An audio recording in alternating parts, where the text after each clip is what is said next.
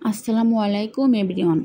ঈদ আয়োজনে সুজি আর পাউরুটি দিয়ে সবচেয়ে মজাদার সহজ ডেজার্ট আইটেমটি তৈরি করে নিতে পারবেন খুব অল্প সময়ে। তো আজকে তৈরি করব আমি ব্রেড মালাই রোল। নিশ্চয়ই দেখে বুঝতে পারছেন যে কতটা সফট হয়েছে। ঈদের দিন যেহেতু আমরা মোটামুটি ব্যস্ত থাকি, সেজন্য আগের দিন রাতে তৈরি করে ফ্রিজে রেখে দিতে পারবেন। ঠান্ডা ঠান্ডা খেতে এই ডেজার্টটা আরও বেশি মজা হয়। আর এই ডেজার্টের চেয়ে সহজ আর কোনো ডেজার্ট হতেই পারে না। প্রথমে আমি খিরসা তৈরি করে নেব। এজন্য একটি প্যানে আমি প্রয়োজন মতো দুধ নিয়ে নিয়েছি এবং দিয়ে দিচ্ছি সুজি 1 কাপ, চিনি প্রয়োজন মতো। আর দুধটা কিন্তু আগে থেকে জাল করে নেওয়া ছিল। এখানে কিন্তু সুজির পরিবর্তে চালের গুঁড়া অথবা কর্নফ্লাওয়ারও নিতে পারেন।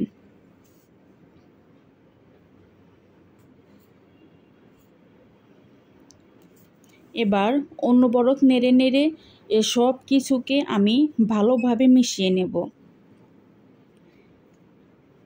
যেহেতু সুজি নিয়েছি, তাই এই ক্ষীরটা খুব তাড়াতাড়ি ঘন হতে শুরু করবে। ঘন হওয়ার পর কিন্তু নাড়া বন্ধ করা যাবে না, অনবরত নাড়তে হবে।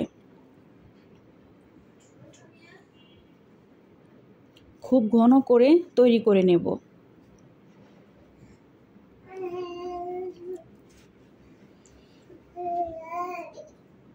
যখন ঘন হয়ে যাবে তখন দিয়ে দিচ্ছি ঘি। এবার ভালোভাবে মিশিয়ে নিচ্ছি। দেখতে পারছেন খিরসাটা একদম ঘন হয়ে গেছে। ঘিটা দেওয়ার পর সুন্দর ঘ্রাণ আসবে। আর ঘিটা মেশাতে মেশাতে কিন্তু আরও ঘন হয়ে এসেছে।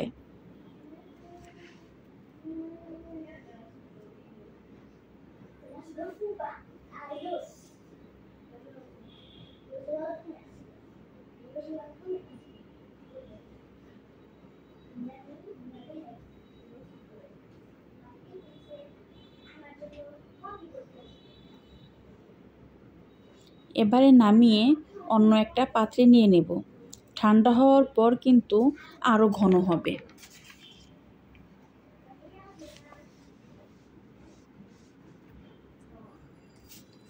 এখানে আমি কয়েক পিস পাউরুটি নিয়েছি। যত পিস রোল তৈরি করবেন তত পিস পাউরুটি নিয়ে নেবেন। এবার এখানে 1 পিস পাউরুটি নিয়ে আমি বেলে নিচ্ছি।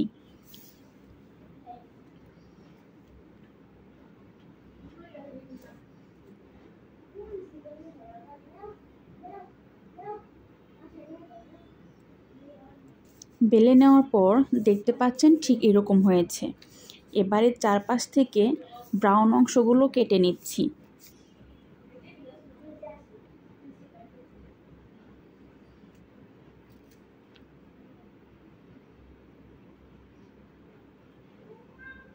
কেটে নেওয়ার পর এরকম পাতলা টাইপের হয়েছে।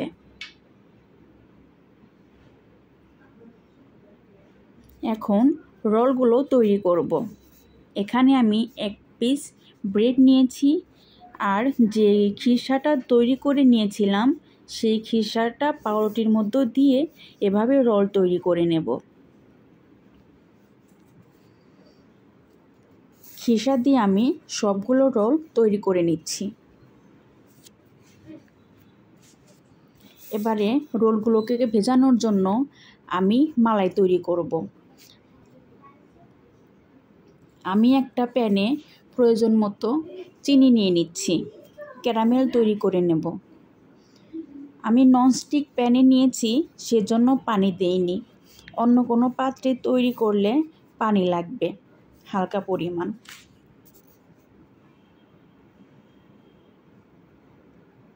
অনবরত নাড়তে হবে। নাড়তে নাড়তে একটা সময় চিনিগুলো গলে যাবে।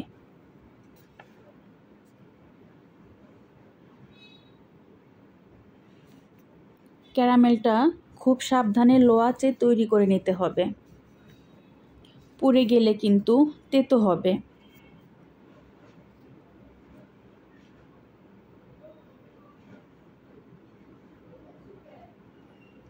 এরপর পছন্দ মতো কালার চলে আসলে আগে থেকে জাল করে রাখা দুধ দিয়ে দেব।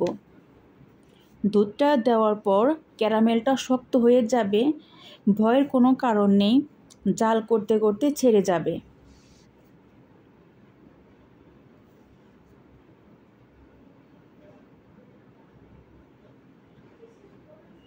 দুধটা দেওয়ার পর অনবরত নেড়ে নেবেন, নাড়লেই ক্যারামেল যে শক্ত হয়ে গিয়েছিল সেই শক্ত ভাবটা ছেড়ে যাবে।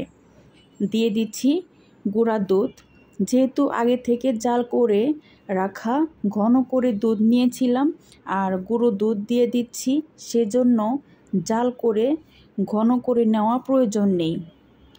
কিছুক্ষণ জাল করে নেওয়ার পর দুধটা আরও ঘন হয়ে যাবে।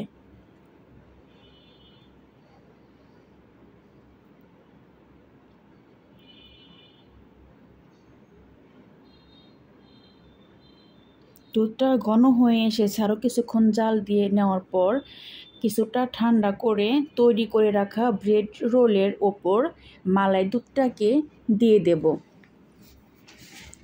পাউরুটিগুলো যেন ভালো মতো ভিজতে পারে সেজন্য দুধটা একটু বেশি পরিমাণে দিতে হবে। আর একটু পরেই দেখতে পারবেন যে দুধটা টেনে গেছে। এই অবস্থায় ফ্রিজে রেখে ঠান্ডা করে নিতে পারেন অথবা সঙ্গে সঙ্গে পরিবেশন করতে পারেন।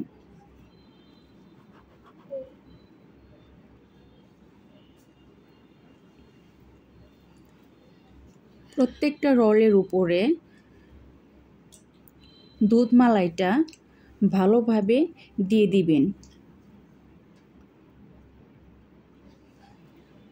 তাতে ভালোভাবে ভিজতে সাহায্য করবে এবং আরও বেশি সফট হবে। দেখতে আরও লোভনীয় লাগার জন্য আমি ওপরে কিছু কাঠবাদাম, কাজু বাদাম ও কিশমিশ ঘি দিয়ে ভেজে রেখেছিলাম, সেগুলো দিয়ে দিচ্ছি। ব্যাস তৈরি হয়ে গেল ঈদের জন্য সবচেয়ে সহজ ও মজাদার ডেজার্ট ব্রেড মালাই রোল।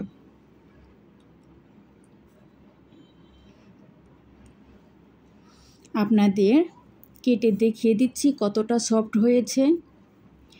এই ঈদে একবার হলেও তৈরি করে খেয়ে দেখবেন, অবশ্যই আপনাদের খুবই পছন্দ হবে।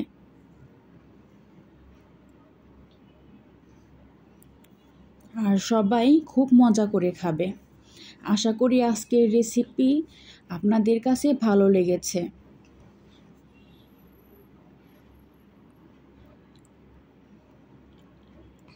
আজকে এ পর্যন্তই। সবাই ভালো থাকবেন, সুস্থ থাকবেন, আমার জন্য দোয়া করবেন। আল্লাহ হাফেজ।